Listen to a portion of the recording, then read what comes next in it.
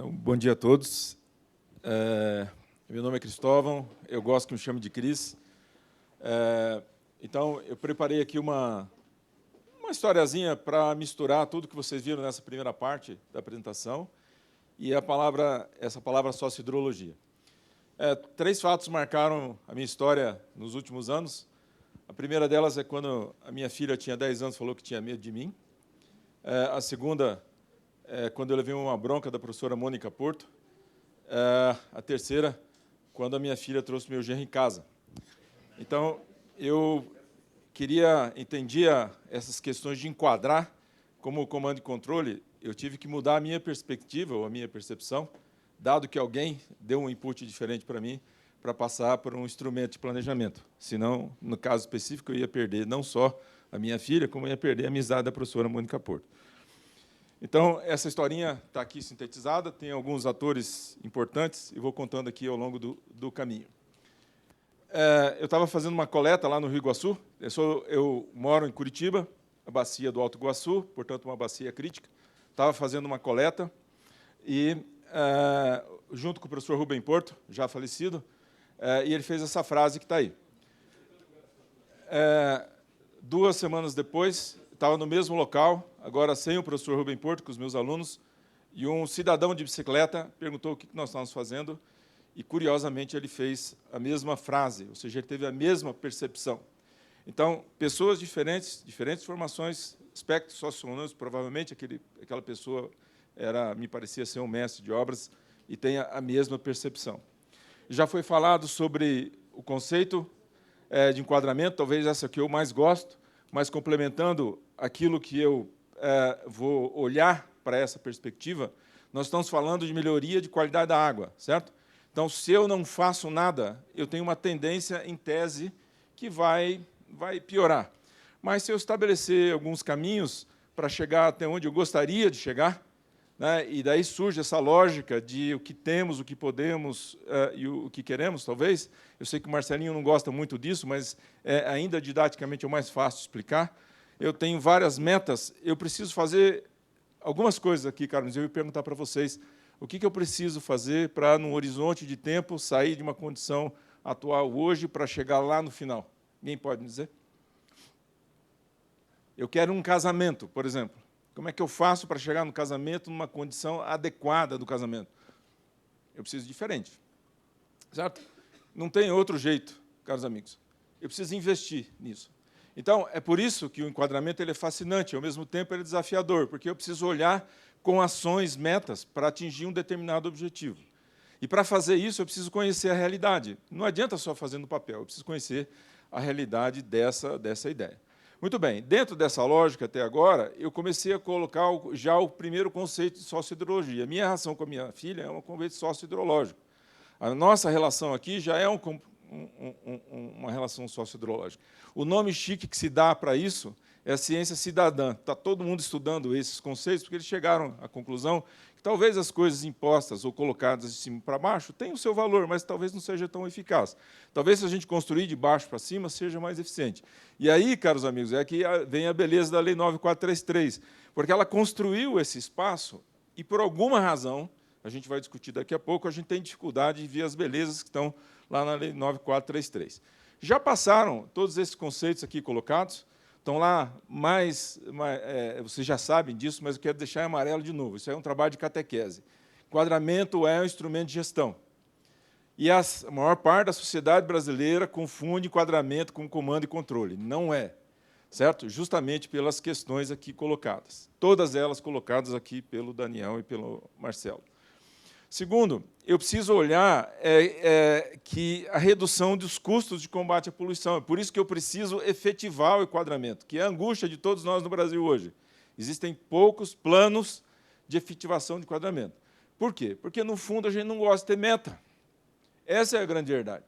Quando eu olhei para o meu genro, ele não sabia dar nó em gravata. Qual era a próxima meta? Ensinar o caboclo a dar um nó de gravata. E eu ensinei, com uma vontade de enforcar o cara. Né? E aí, dentro dessa lógica, que é um pouco da dificuldade que a gente tem dentro desse contexto. Nós não podemos ter a percepção de visão global da bacia, nós não podemos perder a visão futura e nós não podemos esquecer do processo participativo. Tudo que está em vermelho ali, caros, é bastante interessante, porque nós temos dificuldades, caros amigos, de olhar de cima. Nós gostamos de ação local. A discussão agora colocada aqui, agora em pouco, sobre o lançamento do efluente, vai restituir o enquadramento, é uma questão local. E ela pode atrapalhar as ideias de uma visão integrada dentro desse contexto. É por isso que precisa de pacto. Pacto setorial, conversas e construção de consenso. A minha experiência é um pouco limitada. E eu vou contar um pouquinho dessas experiências e espero que ajude dentro desse contexto do desafio que vocês têm por aqui. Por isso, eu queria agradecê-los pela oportunidade, porque eu também estou aprendendo com vocês. Obrigado, Camila. Obrigado, Flávia. Obrigado, Ana, por essa oportunidade que está aqui.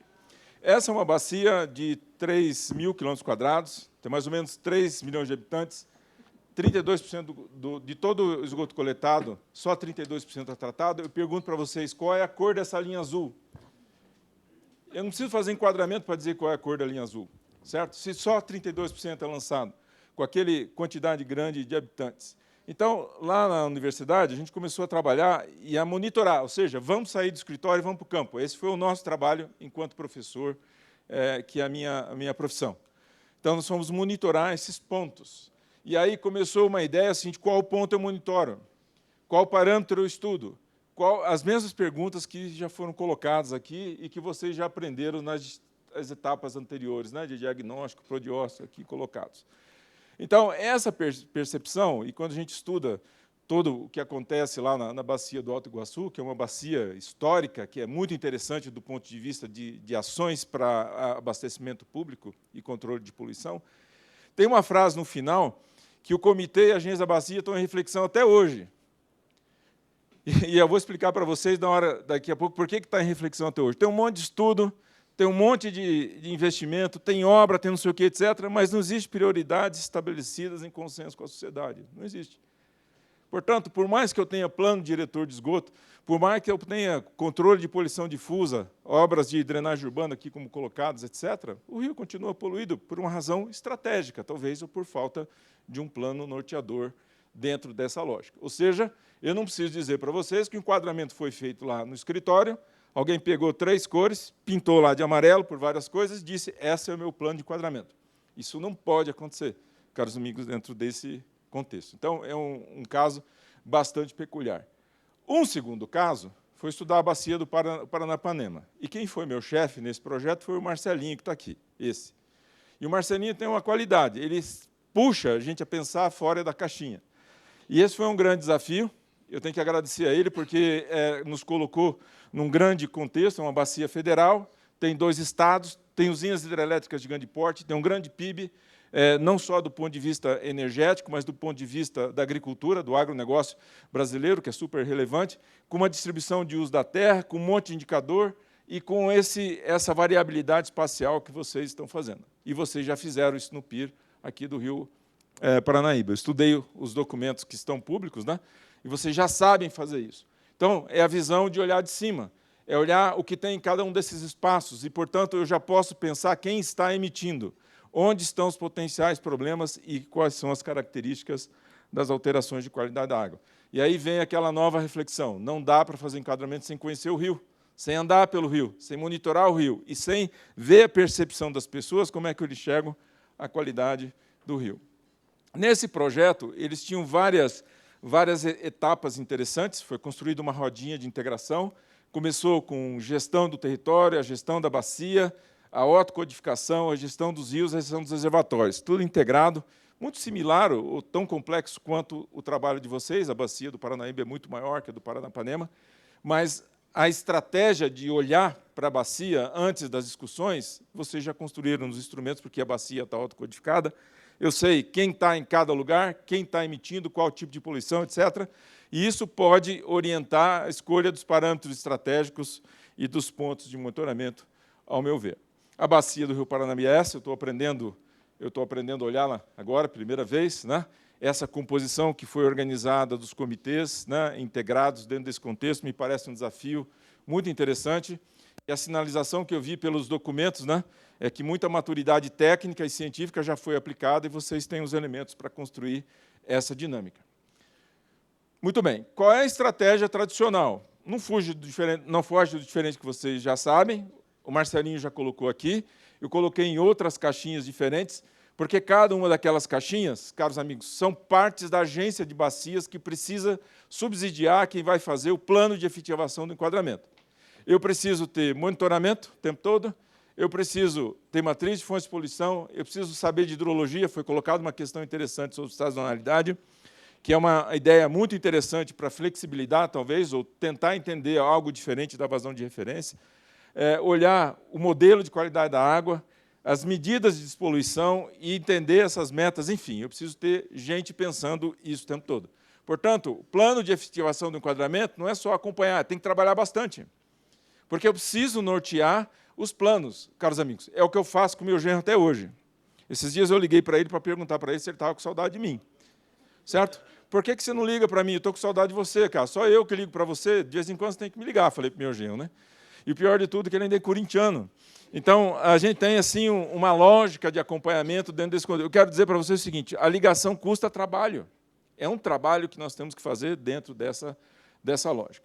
Portanto, já foi colocado aqui, caros amigos, pragmaticamente, eu preciso olhar para as cargas poluidoras, nas diversas estratégias, está aqui colocadas algumas, vocês já sabem disso, e é parte dessa lógica de construção. Agora vamos falar sobre umas reflexões sobre o problema. E eu queria colocar esse gráfico, que é bastante interessante lá no Alto Iguaçu. O objetivo desse gráfico é só para mostrar que, do ponto de vista de uma série histórica, aqui é a concentração de DBO, percebam uma sinalização de piora, né? E aqui uma informação interessante, que o plano de despoluição começou aqui em 2000, o comitê entrou em funcionamento lá em 2010, etc. Mas eu quero trazer esse gráfico como uma informação sócio-hidrológica. O professor Guinter me ensinou que toda vez que eu faço uma ação, uma série histórica para trás, eu preciso entender as explicações depois que elas aconteceram. Então, se eu estou aqui em 2011, alguma coisa aconteceu aqui que produziu esses fatos. Então, se nós estamos aqui hoje, é porque 17 anos atrás houve uma ação que permitiu olhar essas estratégias dentro desse contexto. Então, formação de sociohidrologia tem a ver com série histórica. Está aqui o início do projeto de enquadramento, a instalação do comitê e a definição da agência. Com relação aos parâmetros, caros amigos, os parâmetros estão relacionados àquilo que é, como já colocado anteriormente, o que é o uso prioritário e o mais restritivo. No nosso caso, há 20 anos atrás, a gente não sabia nada. Então, nós fomos para o campo, para o laboratório, etc., e trabalhamos aí até 2018 com os recursos que nós tínhamos de pesquisa e escolhemos esses parâmetros. Eu, particularmente, entendo que a maior parte dos problemas de enquadramento pode, como diz o Daniel, ficar na identificação dos parâmetros mais prioritários, evidentemente, com as peculiaridades de cada uma delas. Essa parte vermelha aqui é uma parte um pouquinho mais que a gente precisou de apoio de químico, por exemplo. Os químicos e biólogos são muito importantes dentro desse contexto, para avançar um pouquinho do ponto de vista de entender outras implicações de poluição. Mas aqui tem um exemplo bastante típico. O mais interessante foi andar e percorrer toda aquela região. Então, foi o que a gente fez isso ao longo de 18 anos, construiu uma série histórica, e aí vocês vão ver, depois de 18 anos, e aí passando aqui para o campo, eu estou colocando aqui só para lembrá-los, que não adianta ficar no escritório, cara, tem que ir para o campo. Eu, com esse conjunto grande de informações, eu posso criar indicadores. Então, a sociohidrologia, além de série temporal, tem um segundo componente, que é um indicador. O indicador com o meu genro é quantas vezes ele vai comigo no supermercado domingo, depois do almoço, no próximo, às 4 horas da tarde. Excelente indicador. E eu vejo a série histórica, quantas vezes ele aceita ou não. Aqui, eu tenho um indicador que me diz se eu vou violar as condições de enquadramento ou não. E eu posso criar N indicadores, tem um monte de indicadores na literatura. Esse eu gosto muito, esse indicador, foi a professora Mônica que me ensinou. Eu sei que o pessoal da ANA também gosta. E eu posso colocar cores, caros amigos, para saber o que está acontecendo, nesse caso, com a violação dos parâmetros do enquadramento.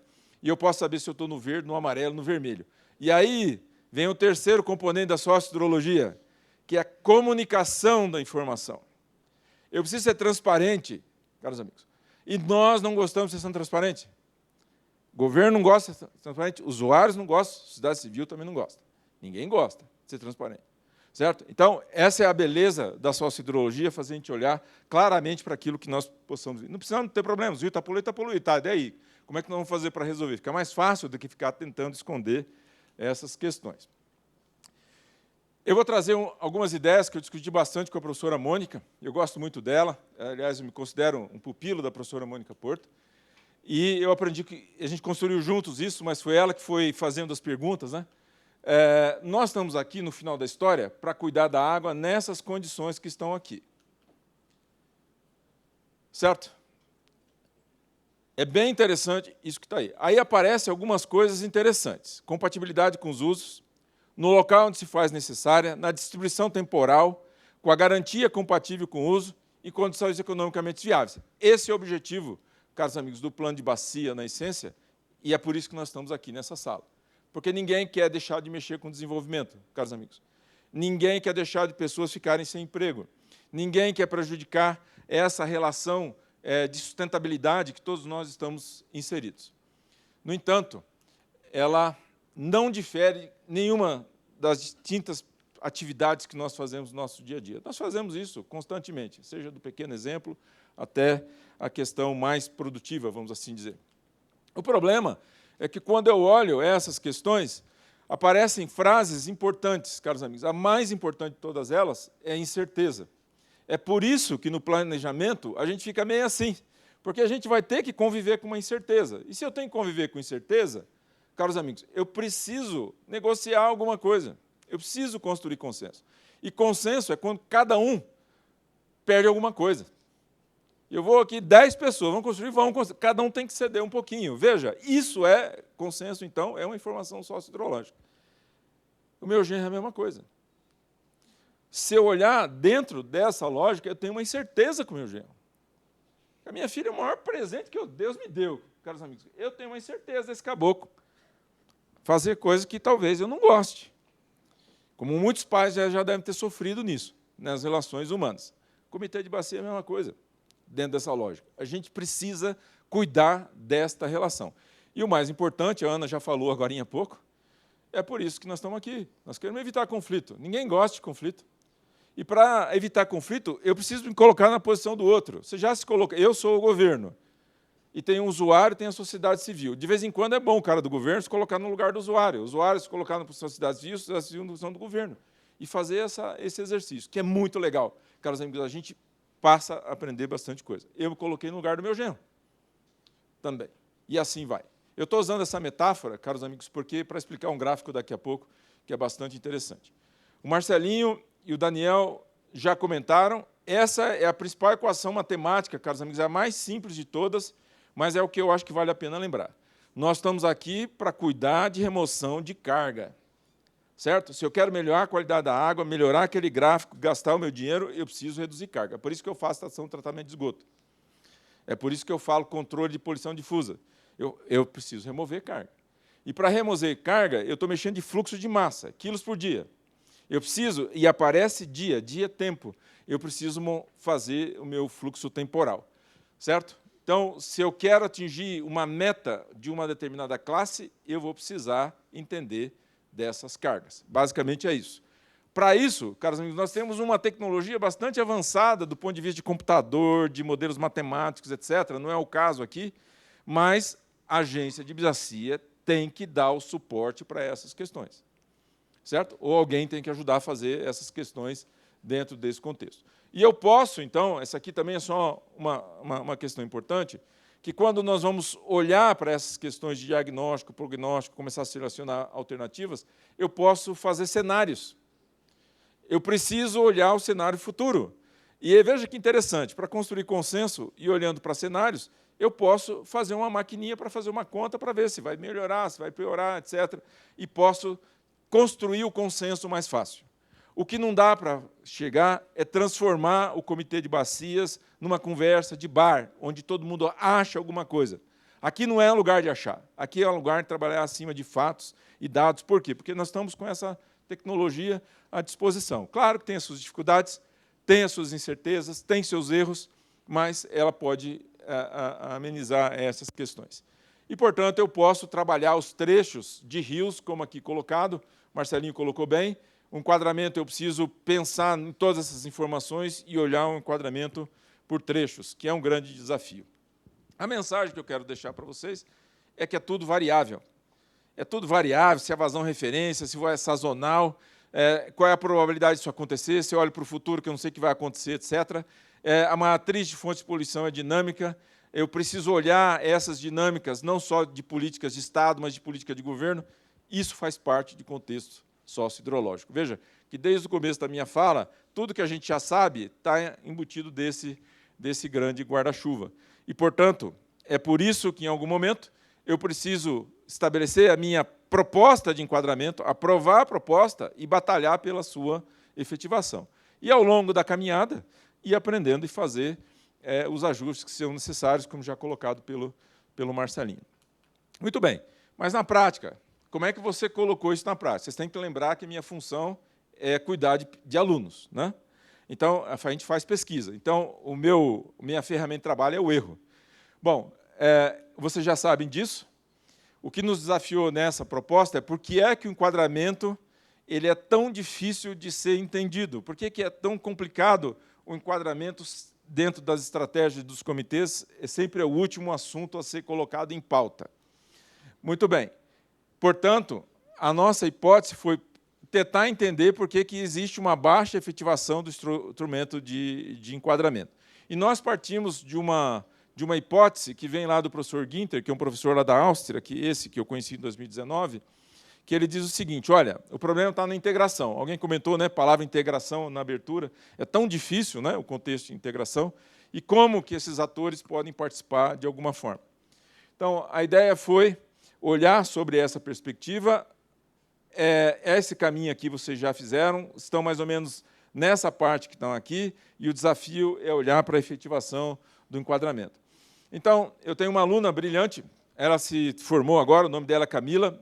Muito dessas coisas que eu vou falar foram discussões das nossas orientações. Ela terminou seu doutorado agora no final do ano de 2024.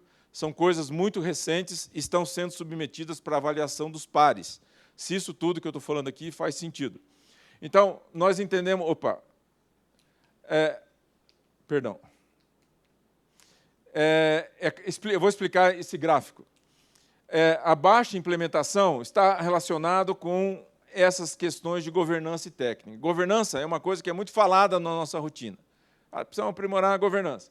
Então, fomos estudar os documentos sobre governança, juntar as técnicas existentes, tudo sendo compilada em documentos que a gente mandou para os congressos da BR-Hidro e algumas outras informações. Mas aqui temos perguntas em aberto. E, na nossa lógica, aprimoramento de governança tem que ser discutido dentro do comitê. A segunda, essas técnicas, tem várias técnicas também, são técnicas que vêm da estatística, que vêm da hidrologia, e que podem ser aprimoradas e utilizadas. E continuam em aberto, né? Então, por exemplo, essa questão da vazão sazonal, ela é uma questão em aberto ainda para os hidrólogos. Nós não sabemos resolver essa questão direito. Talvez a gente faça até as contas, mas não sabemos se elas estão certas, do ponto de vista estatístico. Então, a sócio-hidrologia começou a juntar esses pedaços. Fomos fazer o caminho tradicional que o pesquisador faz, vai na revisão bibliográfica, estuda todos os compartimentos e variáveis que estão colocadas nesse problema. Então, esse slide foi isso. Elencar todos os problemas que estão relacionados com o enquadramento de forma de itens. E procurar na literatura se alguém tinha estudado esses assuntos dessa forma. Nós encontramos só 14 estudos no Brasil, e poucos no mundo que pensam dessa forma. E vejam que aparece as informações aqui colocadas dentro desse contexto. São as principais palavras-chave que a gente encontrou. Uso da terra, tipos de modelo, a bacia, unidades de gestão, incerteza, cenário, sociedade, indicadores. Então, existe uma percepção sócio-hidrológica na maior parte dos documentos que estão vigindo hoje no Brasil em termos de enquadramento. E aí tem algumas técnicas, vocês vão ver nomes esquisitos ali, né? Até formulários já foram implementados, mas a quantidade ainda é muito pequena dentro desse contexto. Então, a sócio-hidrologia, definido lá em 2012, dentro dessa ideia de ciência cidadã, é a ciência das pessoas e de água, uma ciência que busca compreender a evolução e a coevolução da água com a sociedade como sistema acoplado. Veja que não é trivial ler isso, né? Pessoas e água, caros amigos. A nossa legislação nos colocou esta responsabilidade.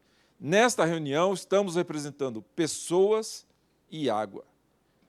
Olha a beleza que isso é. Aquele ciclista anônimo, ele é parte do meu trabalho, certo? Ele não está aqui nessa sala, mas eu o represento dentro dessa lógica. Então, começamos aqui a construir que o processo descentralizado e participativo é a base da sociohidrologia no contexto da nossa legislação.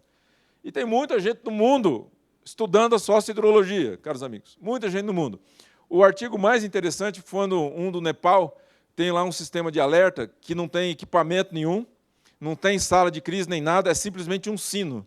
O cara bolou um sistema que, quando o nível de água ele sobe, bate num sistema de roldanas, toca um sino, as pessoas acordam e sabem que a água potencialmente vai sair de lá. Então, a percepção daquilo criou uma solução tecnológica, não é mais avançada, mas a participação das pessoas naquele problema. Então, eu entendo que a gente pode construir da mesma forma. Então, na nossa lógica, a gente pensou o seguinte, se eu tenho que olhar para as pessoas também, vamos olhar indicadores para que essas pessoas possam ajudar a construir essas ideias. Então, para nós, a sociohidrologia viraram os indicadores, eu vou apresentar alguns para vocês, e a nossa pesquisa parou aqui em 2024 nesse ponto, então eu espero que ajude, dentro dessa lógica, se esses indicadores fazem sentido nessa discussão. Então, nós estamos falando de indicadores, que é estrutura, comunicação, relação, e os indicadores aqui nessa outra posição. Eu começo com a representação da bacia e as estruturas de uso do solo. Eu começo com variáveis hidrológicas e sociais, caros amigos, está tudo nos indicadores do IBGE, dos estados, dos municípios, etc. Estratégias de governança também já estão avançadas, os comitês, eu começo a falar de PIB, acesso a esgotamento e água, e começo a criar uma quantidade de layers de informação que é bastante relevante. Esses layers de informação hoje, os caras de computação adoram, né? Porque tem ciência de dados para tudo que é isso, esses caras podem ajudar bastante. Então, eu começo a criar um arcabouço teórico. Eu dei uma olhada no diagnóstico do prognóstico, vocês avançaram bastante dentro dessa linha, né? Nos estudos que foram feitos aí com o CID. Aí eu preciso passar para a aplicação. É muito difícil fazer questionários no Brasil, para perguntar para as pessoas, mas é possível as pessoas dentro do comitê fazerem parte dessa estratégia de organizar a percepção para o que é para a bacia, para aquilo que é mais relevante, qual que é o uso mais restritivo dentro dessa lógica. Então, as dinâmicas de grupo fizeram parte de entender esses dados. E percebo que sempre tem uma figurinha circular aqui, que é para mostrar que eu preciso interagir dessa forma. Depois eu retorno para a questão teórica, porque daí eu vou usar os modelos para fazer isso, e vou simular dentro da estratégia de cenários essa percepção, caros amigos, de criar cenários. Para mim é uma parte mais difícil. O que eu aprendi foi com o Sidney, estratégias de criar cenários para avaliar o que vai acontecer no futuro. E tem sempre normalmente 3 cenários estratégicos, né? E que é uma questão legal dentro desse contexto. E eu começo a juntar indicadores. Por exemplo, pegamos os mais simples nesse caso, os indicadores aqui de qualidade da água, usando uma técnica estatística, criamos um índice de conformidade de enquadramento, olhamos para as disponibilidades hídrica, de captação, de diluição, conectamos com as questões da outorga, criamos os indicadores, olhamos níveis de risco que isso potencialmente pode ter. Percebam, não se esqueçam, né? Isso é um trabalho acadêmico, certo? Trabalho acadêmico, a gente pode fazer isso. Dentro desse contexto, do contexto da bacia, precisa ser uma coisa que precisam ser construídas. E eu começo a conectar esses indicadores dentro dessa forma. E uma outra coisa interessante, a gente coloca o tempo, quando que isso começou no passado e como que isso chegou no futuro. A ideia no produto é chegar, caros amigos, numa ferramenta. Nós não conseguimos chegar a isso ainda. Se eu colocar todas as questões, né? Qualidade da água, planejamento, gestão descentralizada, enquadramento, sociologia e ferramenta, é criar como se fosse uma sala de crise de enquadramento. Não de crise, mas uma sala de acompanhamento cheia de tele. Esse é o meu sonho, de fazer isso lá no Alto Iguaçu. Quem sabe um dia vocês consigam. E eu vou olhando com os dashboards, por exemplo, com essas ferramentas tecnológicas, o que está acontecendo em cada bacia. Essa ideia surgiu depois que o Marcelinho puxou minha orelha numa reunião, uns 2, 3 anos atrás, quando a gente pensou em transformar informações voltadas para a questão do Paranapanema para um contexto de comunicação de ferramenta sócio-hidrológica. Então, nós pensamos numa ferramenta que seja para o comitê, de acompanhamento e de ajustes dentro desse contexto. Não chegamos aqui ainda, como eu já disse. Então, ela começa com a autocodificação, que é um instrumento muito poderoso. A Agência Nacional de Águas lidera a organização da estratégia de autocodificação no Brasil. Isso é muito legal, tem influenciado positivamente muitos estudos. Então, essa área verde tem uma linha amarela bem aqui, ó. Dentro dessa linha, dessa areazinha amarela aqui, tem um monte de informação aqui dentro. E ela está ligada com as questões, aqui nesse caso, de enquadramento de classe 3. E é uma bacia pequenininha. E eu posso conectar essa informação com, talvez, a questão lá do lançamento de esgoto naquela potencial bacia. E assim vai. Então, eu posso usar essas ferramentas que estão aí disponíveis. No Alto Iguaçu, a gente aplicou isso para o Alto Iguaçu. Vocês me perdoem, está em inglês esse slide, mas o que importa é o resultado que está ali. Eu não tive tempo de traduzir.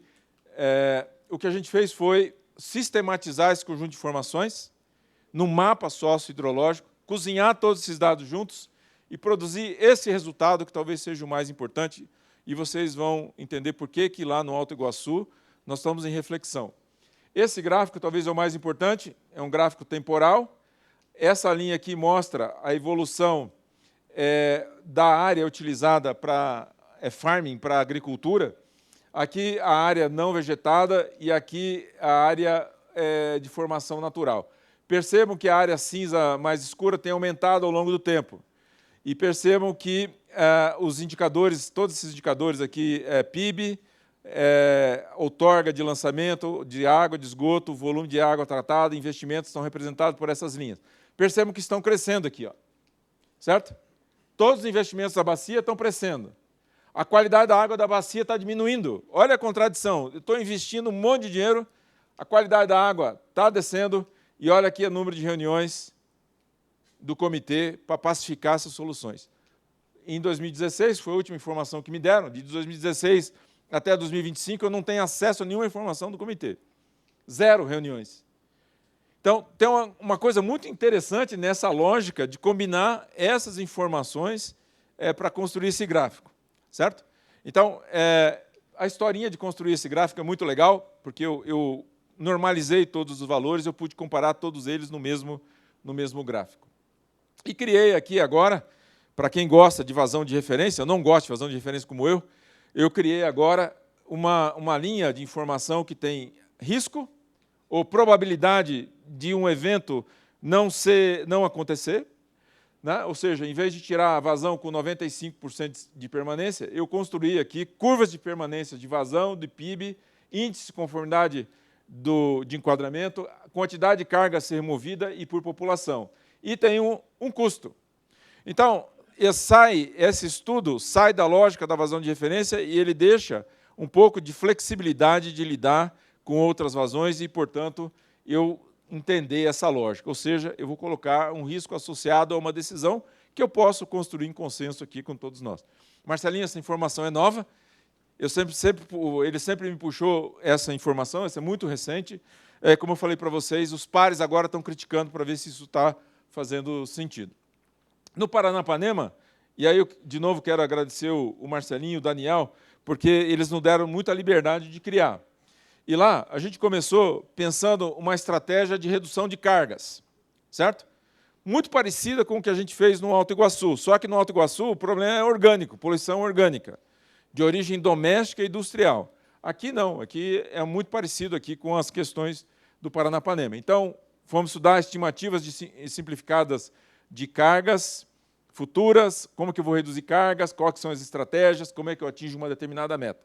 E aí, os nossos modelos conseguem compartimentar todos os tipos de efluentes. Lá tinha indústria, piscicultura, esgoto não tratado, áreas agrícolas e paisagem. Distribuímos em carga pontual e difusa. Então, todos os resultados aqui colocados são que os modelos usam de um modo geral. A Profil, quando faz seus estudos, também utiliza a mesma estratégia. Então, eu consigo separar isso. Então, a questão da drenagem urbana colocada ela é perfeitamente assimilada nos modelos atuais.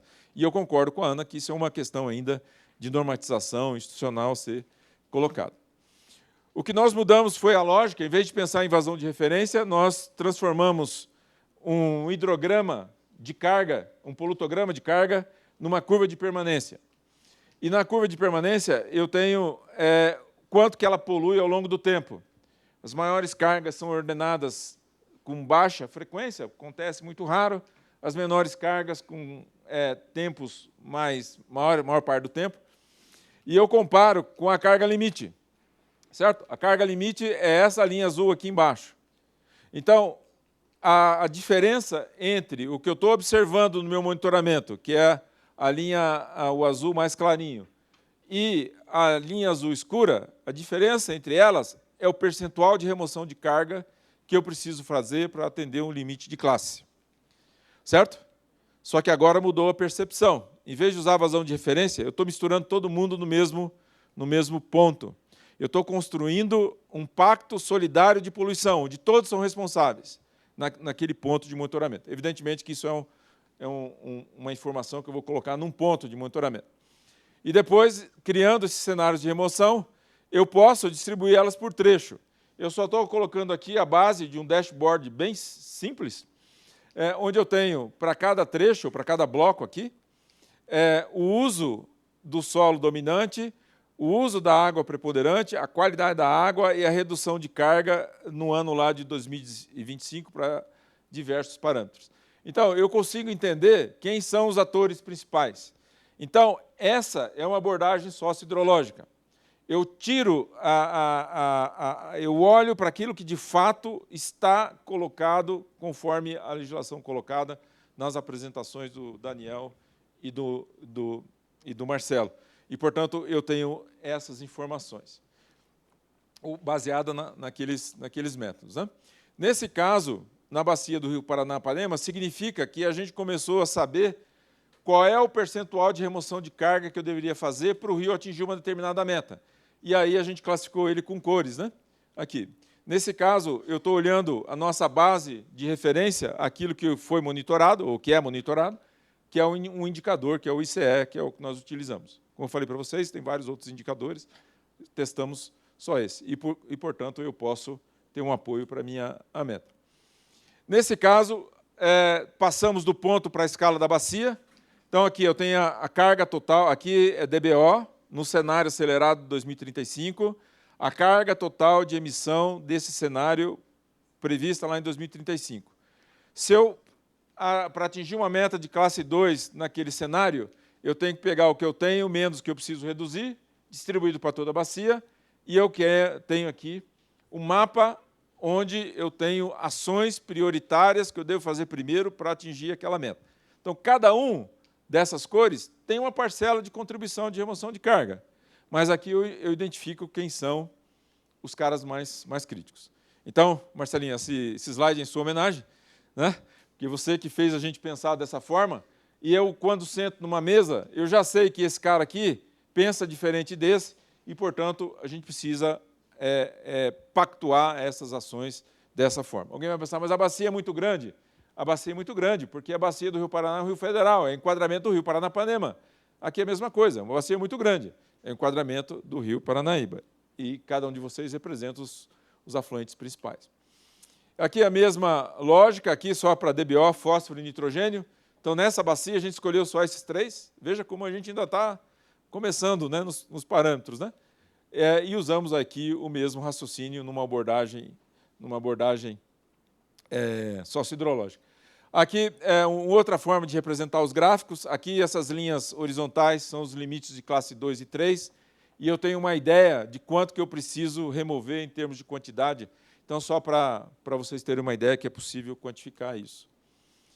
E aí, eu tenho um mapa síntese, que foi construído aí a muitas mãos, e já terminando a minha apresentação, eu consigo aqui, esse é um mapa onde eu tenho para fósforo, para atingir a classe 2 no ano lá acelerado 2035, os potenciais de redução de carga e as reduções necessárias em cada uma dessas escalas, com diferentes zooms, incluindo aqui as cores dos reservatórios também.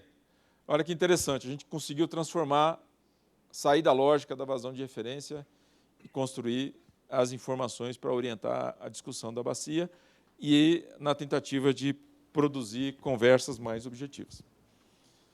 Eu fico bastante empolgado, né, gente? Mas esse agora é o último slide, né? O que eu quero mostrar para vocês é o seguinte: do ponto de vista sócio-hidrológico, lá de 2019, quando a gente começou a estudar 2024, o que a gente incorporou basicamente foi entender qual que era o conceito e traduzir isso tudo para o ambiente da Lei 9433 e, portanto, dentro do processo participativo. Nós precisamos melhorar essas técnicas, caros amigos. Técnica a gente coloca para os técnicos. Eu chamo, quando eu falo em técnica, eu estou falando na agência de bacia.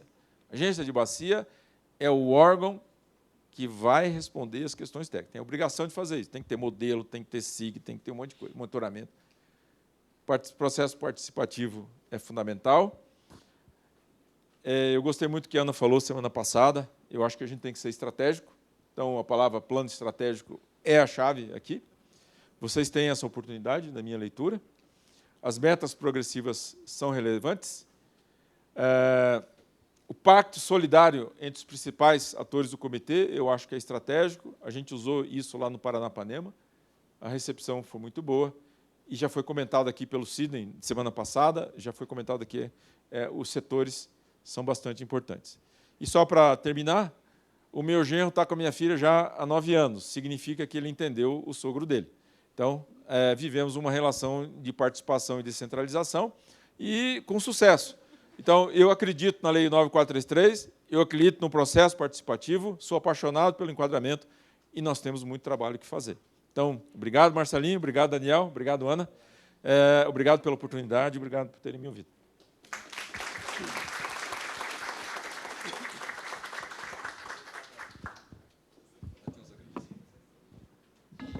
Muito obrigada, Cris, pela sua apresentação, foi ótima. Nós já temos aí algumas perguntas, e aí fazendo aquele mesmo pedido, tá, gente? Perguntas específicas dessa apresentação agora, questões mais filosóficas, vamos deixar para 4 horas. Obrigada. Bom dia, parabéns, Capula Tempo, pela apresentação. Eu queria só entender como é que foi o uso do ICE, né? Na realidade, o ICE sempre está atrelado a uma percentagem, né? O quanto que você utilizou dentro daquela filosofia do WQI para a sua bacia, por exemplo, um classe 2, é 80% a sua meta, 60%? O que era? Como é que foi? Porque nós aqui também gostamos da professora Mônica Porto. No nosso sistema de informação do DF, a gente tem o ICE também como um índice, né? Mas ainda não no enquadramento. A discussão, o desdobramento disso dentro do comitê, eu achei a gente emplacar o enquadramento com o ICE, não só como DBO, que é a outorga de lançamento que a gente tem hoje no DF, né? Mas englobar 5 variáveis, né? No caso, não as 4, que são no mínimo 4, segundo os canadenses, né? Mas é isso. Não sei se você entendeu a minha pergunta. Entendi, Marco. Acho que essa é uma boa pergunta. Embora eu estude bastante estatística, eu me considero ainda ignorante de estatística, porque estatística é arte de mentir com os números, né? Então, qual é a beleza do ICE? Você não trabalha com conta nenhuma. Eu não gosto do IQA, certo? Não gosto, porque você faz uma conta. O ICE, você pega a sua planilha de dados monitorados e você estabelece os seus limites e você calcula o número com aquilo que, de fato, você está medindo, certo? Então, você está olhando a verdade nua e crua, tem lá 4 dimensões, quantas amostras passaram no determinado valor, quantas estiveram acima de um determinado limite, etc., os limites estabelecidos com classe, e você pode colocar quantos parâmetros você quiser. Nós usamos os parâmetros que a gente conhecia, que estão na CONAMA 357. E, portanto, basicamente foi essa a conta, certo? Então, todos os dados que eu mostrei para vocês são dados monitorados, né? E aqueles dados que a gente não tinha no Paranapanema, e aí foi feito um estudo um pouquinho diferente, utilizando geração de séries sintéticas, etc., que é um estudo muito peculiar, ele ajudou a complementar aquelas informações. Mas o fundamento é dados monitorados em tempo real, essas fotografias que você tem para construir esses valores. E aí você usa como a tua referência, basicamente. Então, é uma conta bem simples de fazer, inclusive. Você conhece o indicador, né? Canadense, né? São 3 dimensões, isso. São 3 dimensões.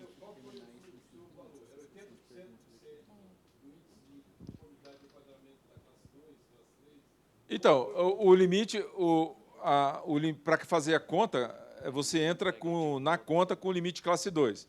Para dividir a nota, de 0 a 20, a gente criou cor verde, de 20 a 40, cor amarela, 40 a 60... Não tem uma meta. A meta está dentro da conta.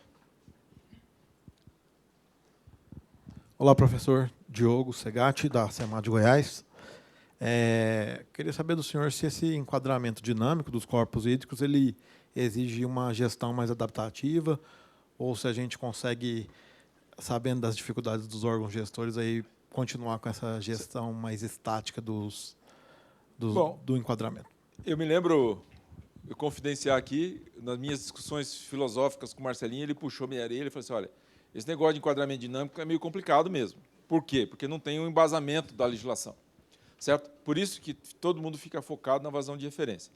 E tem uma explicação para isso. Como tem responsabilidade, alguém vai se responsabilizar com isso. Se tiver que sair, eu preciso ter um apoio normativo. Mas, graças a Deus, é por isso que a gente tem uma agência reguladora. Para isso que serve a agência reguladora, para criar essas discussões. Então, o caso do Paranapanema tinha uma pergunta bastante focada, né? Que era o seguinte, a preocupação da Agência Nacional de Águas era como que os reservatórios iriam se comportar com aquela dinâmica de cargas que existiam, que estavam chegando na bacia.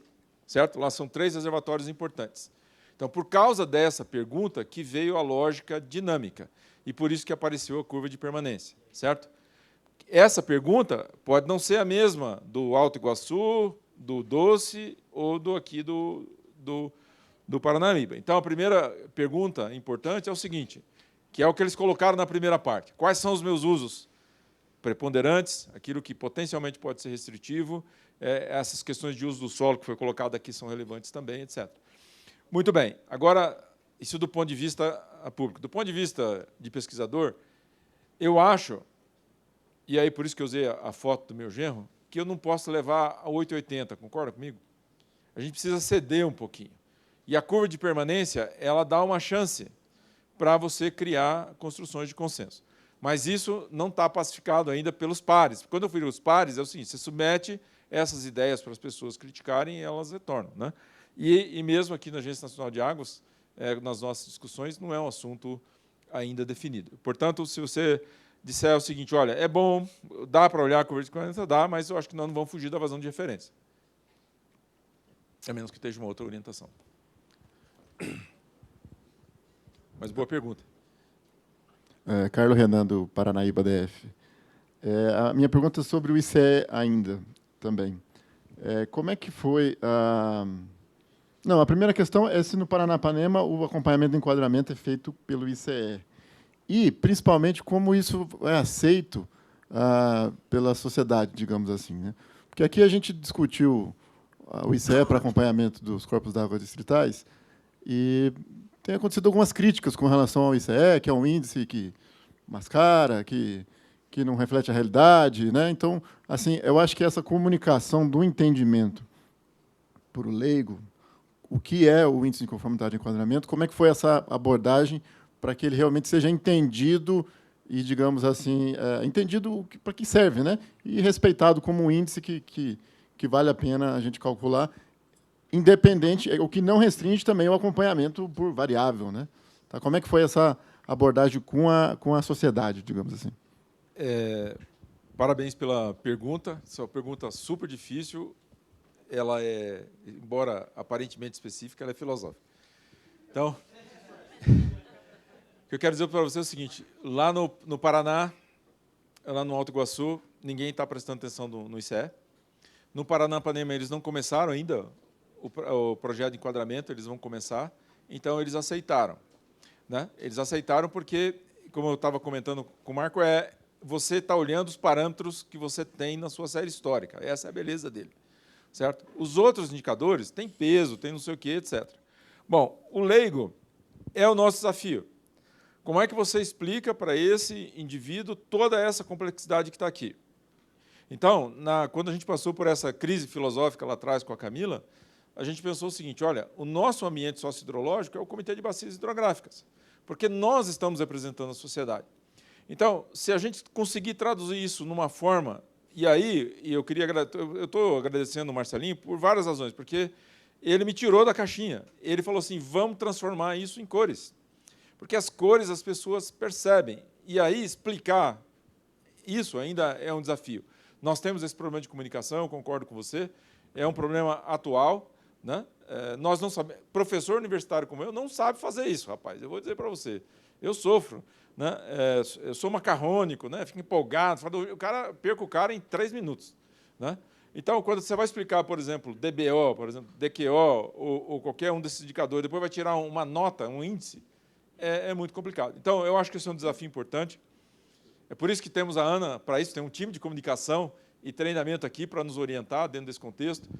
Tem vários comunicadores. Né? Eu estou participando de um projeto com a professora Suzana de segurança hídrica. E estou aprendendo com pessoas da área de sociologia e comunicação a traduzir isso para a sociedade. Então, eles têm usado algumas técnicas como teatro, drama, atlas, um atlas digital que vai contando essas histórias.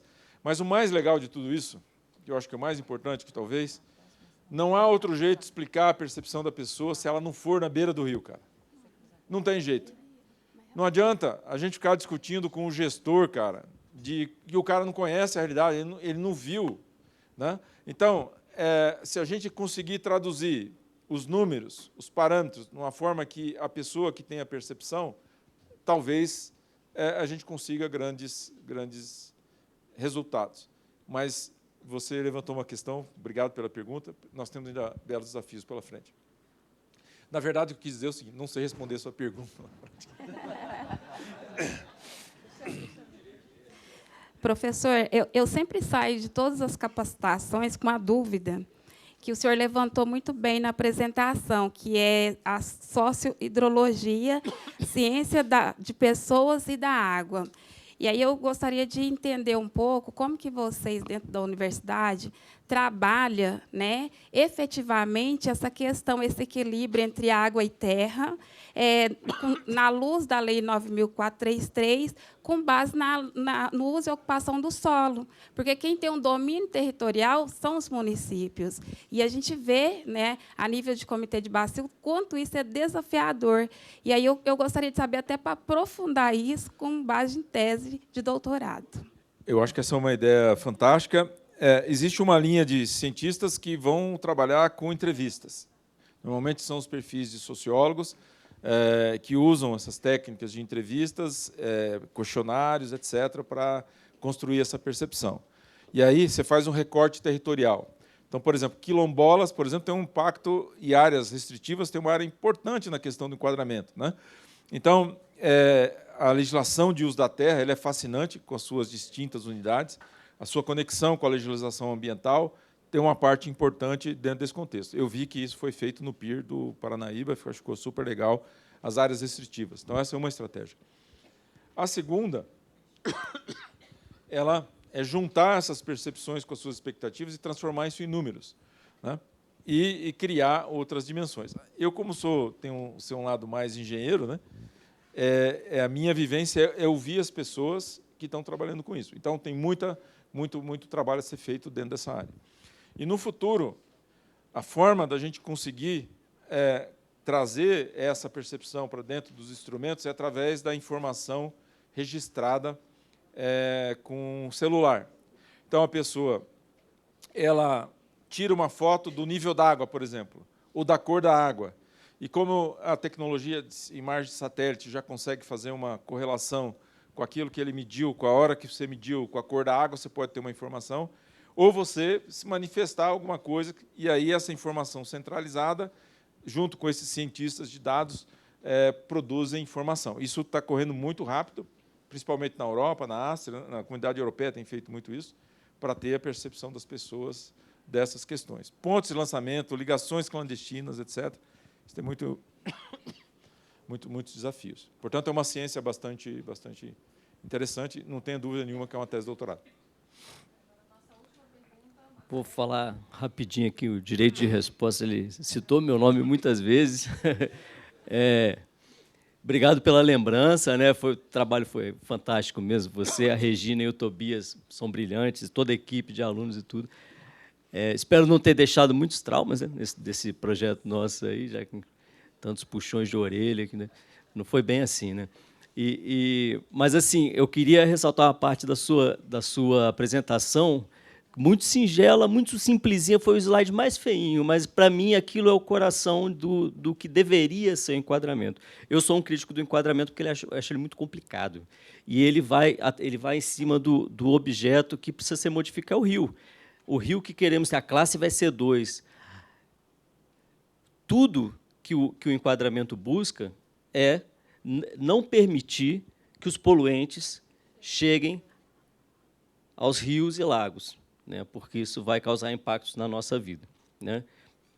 O colega ali falou da drenagem urbana, né, é um problema, realmente, é uma fonte poluidora que tem que ser atenuada, essa carga que chega aos rios. Então, quando o enquadramento ele esquece que tem que reduzir cargas, ele se perde. Isso mesmo. Né, todos os seus slides ali são muito complicados, né, a governança. Quando fala de governança, então, aí começa a rodopiar tudo na cabeça e nada acontece. Então, tudo que tem, as ações são feitas para evitar que carga. O trabalho do Paranapanema, no final, a gente falou assim: olha, é um trabalho de modelagem, é um trabalho técnico, são bases técnicas para o enquadramento. Então, a gente tem que buscar aonde, primeiro, identificar de onde vêm essas cargas, quais são as maiores fontes de poluição, que tipo de poluição aquelas cargas jogam para dentro do rio e o que a gente vai fazer para reduzir, né, ao longo do tempo.